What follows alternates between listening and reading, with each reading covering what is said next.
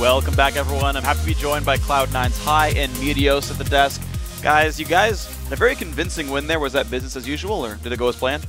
Well, as far as picks and bans go, they kind of surprised us with the first pick Morgana, but bans, we did pretty well in that. So we went into the game having a plan, and we got to execute our plan because they did what we expected, basically.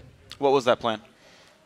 Well, we kind of assumed we would get Elise because we thought something would be of higher priority to them than Elise. And so then we didn't actually expect they would play Eve, but we've practiced against it enough in scrims, so we sort of know what we're supposed to do against it. We were able to get a lot of pink wards down early, and then you basically just try to catch Eve when he's walking around, because Eves are sometimes careless because they're used to not checking for green wards. And so for the first blood, he walked by a pink ward, and Lemon did a really nice roam, and we were able to catch him and kill him. And that kind of set the momentum for the game. Okay, so then speaking of actually getting catches, High, you had a one-on-one kill early on in your lane against Pobelter, or I believe, sorry, it was the first blood kill, if we can get a replay of that one coming in. I forget which kill it was, but it's the first blood. We get that on your screen. It is actually the hook, so I'm backwards. But yeah, if you want to walk us through, just it's from the pink ward or what? Yeah, so we saw him at the pink ward, and Lemon was already roaming to mid because he said he was. So we saw Evelyn on the pink ward, and then we just said, hey, collapse on this guy. Let's catch this guy. And Lemon gets a really good hook off on him, and we get a free first blood. Okay, so you played around that very well. I do actually want to talk to you about your one-on-one kill against Pobelter. First of all, talk to me about the matchup, and then why did you see that opening to kill him? So the matchup is actually really terrible for Kha'Zix. I've done it like 20 times just per season, and whoever the Kha'Zix is just loses every single time. Wow. And it's really bad. If you notice early game, he was like 36 CS to like my 17. Yeah. And I can't really do anything about that. But when Evelyn died, I can start jumping on LeBlanc, because for you to win the lane, you need to be able to jump on him. And if their jungler's alive, you jump on him, you might die. Sure. But with Evelyn out of the picture, I got to jump on Pobelter, and he kind of underestimated my damage and died to my ignite, so I got a free kill off of that. And then that basically made me safe from him killing me anymore. So then why did you pick Kha'Zix into LeBlanc? Because they picked that champion early, and you last picked Kha'Zix. Well, I'm not going to tell you my other choice, but there is another choice that we were thinking about. We didn't necessarily need magic damage because we have Shyvana, Elise, so we wanted something with 80 damage.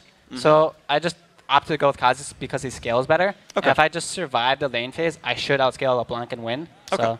And of course, you managed to do that. You guys won the game. Meteos, we actually have an endgame team fight we want you to walk us through here. It's right in front of the base. If we can get that on your screen. Basically, you guys took a bunch of damage early on, but kited it out. Walk me through this fight. All right, so here they were off on the left, so we knew we could just rush the tower down.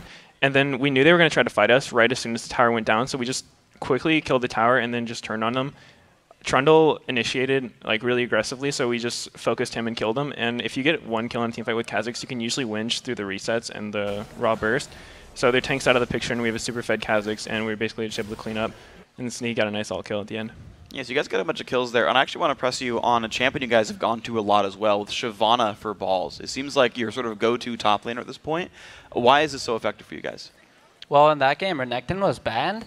And there are plenty of top lane choices that we could do, but we just wanted Shyvana in that case because Balls is a really good Shyvana. He's very good at it. So we just decided to give him Shyvana with Renekton ban. So just give him one of his better champions. Just give him a strong champion, go for it? Yeah. All right, so moving forward, you guys have 3 more games this week. You've got Curse, Dignitas, and CLG. How are you feeling about Super Week? Well, all the teams are really good. I think CLG will probably be our hardest game because they beat us last time, and we didn't play that great against them. But we've been practicing a lot, and I think our preparation will be a lot better, and hopefully we can beat them. Okay, now last question for you guys. Right after Super Week, you guys are flying over to Poland to play in another tournament. How are you feeling about that one right after Super Week? Right. So every team after Super Week has a week break off, except for our team. We're flying to IM Katowice or whatever it's called. Yeah. And we're going to play against World Elite in the first round of that tournament. We're super excited for it, but we're not thinking about it right now because we have to finish Super Week first. Okay. After we're done with that, we'll start preparing for IM and just start thinking about it.